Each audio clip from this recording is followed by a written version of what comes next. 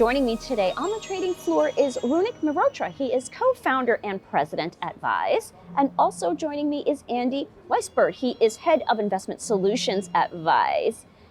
Runik, Andy, it is wonderful to have you both here. Thanks for joining me today. Thanks for having us. Thank you. My pleasure. So now, Runik, let's start with you. Tell me about Vise. Who do you serve and what problems do you solve? Sure, so Vise is a technology platform for independent financial advisors. So we help independent advisors build, manage, and explain deeply customized portfolios for their clients. We kind of see this wave of personalization coming. AI powers personalization across every aspect of your average consumer's life. How they consume content, how they shop, how they eat, their personalized news. But it still hasn't made meaningful inroads in how we invest. Vise is kind of changing that. We're helping advisors deliver deeply personalized portfolios to their clients' needs, and then giving them all the tools to manage and explain those portfolios, the talking points, the why behind each decision, such that the advisor can really tell a compelling story to their clients. Right. And Andy, so Vise is an asset manager who works with financial advisors. How does investing through a platform like Vise compare to investing in a product like an ETF? Oh, interesting. So, there are ways that Vise is similar and there are ways that Vise is different. So, similar. So, look, very much like an ETF, if you're investing using the Vise platform, you could get broad exposure to the market. You can get exposure to sectors, to industries, to different types of investment themes. So in terms of the types of investment opportunities you can create, very, very similar. I think where it's really different is in how those investment portfolios are delivered to the end user, to the consumer. So, you kind of said it in the question, Vise is more of a platform, an ETF is more of a product. And so if you think about kind of ETFs as a product, they've evolved a lot over, say, the past 20 years or so. And we've seen like tremendous growth in that space. They're like a $10 trillion kind of AUM at this point. What we've also seen is that there are a tremendous number of ETFs available, numbered in the thousands.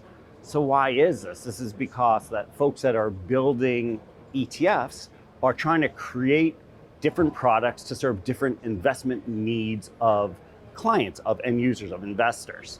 Vise takes a little bit of a different approach here. Instead of creating multiple products, we create a single platform. And on that single platform, we're able to customize for all of the different investment needs of clients. So taking into account their risk preferences, taking into account their investment style, taking into account their tax considerations, where they are in terms of their investment life cycle. All of these different personalized things, we can create individual portfolios for every one of our clients. Right, and Andy, you've been in the financial services industry for quite a while. So tell me, how is working at Vise different from working at other financial services organizations that you've been a part of? So first of all, it's a very nice way of calling me old. Thank you very much. I appreciate that. So how is it different? I guess a couple of things come to mind when we think about the differences between Vise and other places where I've worked. So first of all, of course, the tech, right? So Vise is very much a technology-focused firm. I think, look, as a financial services industry, I don't know if we always do the best job of adapting to new technology. We tend to incorporate technology into our investment process as kind of a means to an end. It gets kind of ingrained into what we do, and then it kind of sits there as legacy technology that becomes difficult to unwind, either because it's too expensive to do or operationally it's too complicated. And that is often kind of a headwind to, let's call it progress.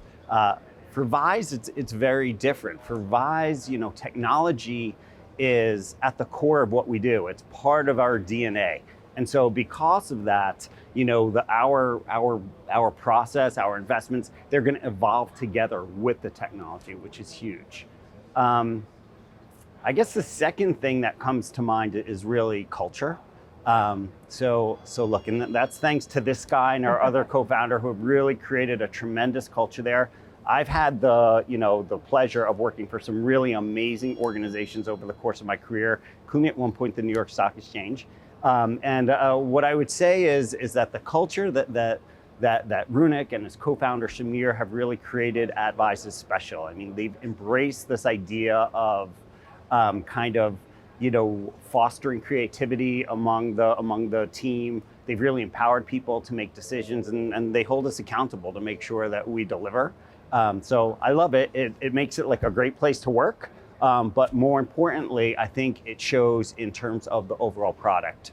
So, I mean, the quality of the product, the quality of the platform, and most importantly, the quality of the investment experience that our clients receive. And Runik, AI, a lot of talk about it. And actually, Vise is rolling out a new feature called Vise Intelligence. Talk more about the product and where Vise believes AI fits into the wealth management space. Yeah, it's a great question. I think that AI is, it's a buzzword for sure, right, in the markets and more broadly. And I think it's got a bunch of applications in finance. The biggest concern that most people, including us, have is this idea of hallucination, right? Do these large models like ChatGPT, are they spewing out correctness or just nonsense, right? And it's kind of the same concern that we have. And we've spent a bunch of time with each of these models thinking about those kind of considerations.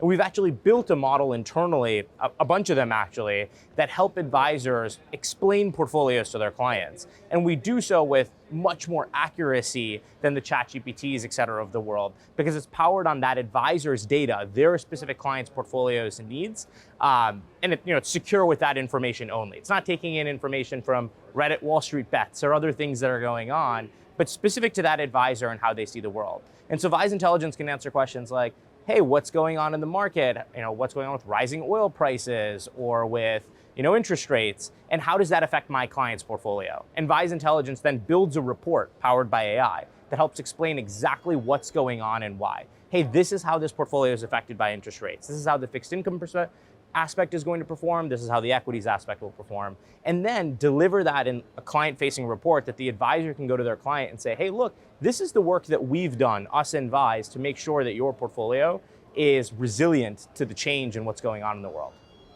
All right. Well, Runik, Andy, wonderful to have you on Floor Talk today. Thanks for joining me. Thanks so much for having us. Thanks so much. Appreciate it.